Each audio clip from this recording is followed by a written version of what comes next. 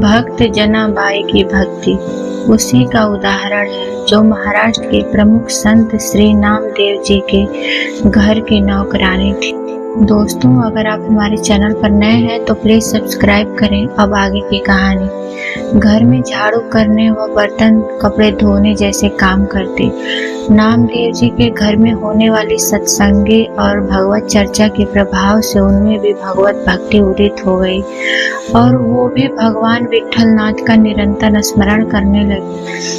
एक दिन एकादशी के रात्रि जागरण में रात भर झूमते रहने पर अगले दिन सुबह घर जाने उसकी आंख लग गई, जो देर से खुलने पर उसे नामदेव जी के घर के काम में देरी होने का आभास हुआ। जल्दी से उठकर वह काम के लिए उनके घर पर पहुंची तो जल्दी जल्दी काम करने लगी। इसी बीच कपड़े धोने के लिए जब जनाबाई चंद्रभंगा नदी के किनारे पहुंची तो कोई काम याद आने लगा। वह कपड़े छोड़ वापस घर की तरफ दौड़ने लगी।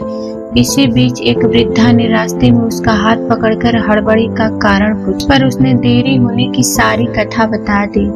वह सुनकर वृद्धा ने जनाबाई को कहा कि वह घर का काम आराम से कर आए, वह उसके कपड़े धो देगी।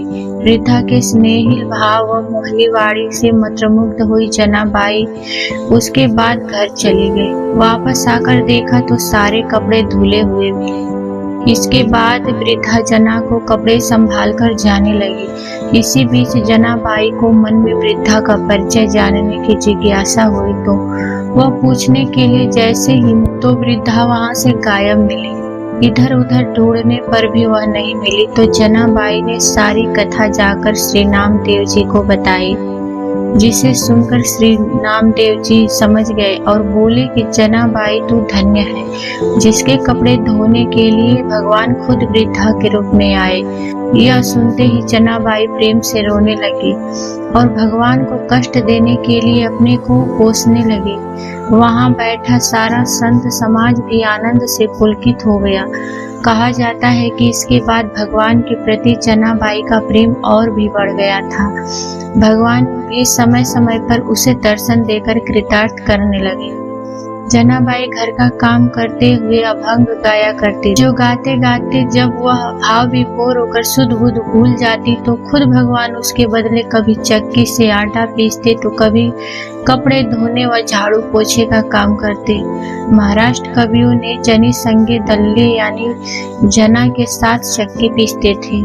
ऐसा गाया है संत नामदेव जी के साथ जनाबाई का कोई पारलौकिक संबंध था। तब 1407 में जब नामदेव जी ने समाधि ली उसी दिन कीर्तन करते हुए जनाबाई भी विठल भगवान में विलीन हो गई। दोस्तों, कहानी अच्छी लगी तो लाइक सब्सक्राइब करना ना भूलें।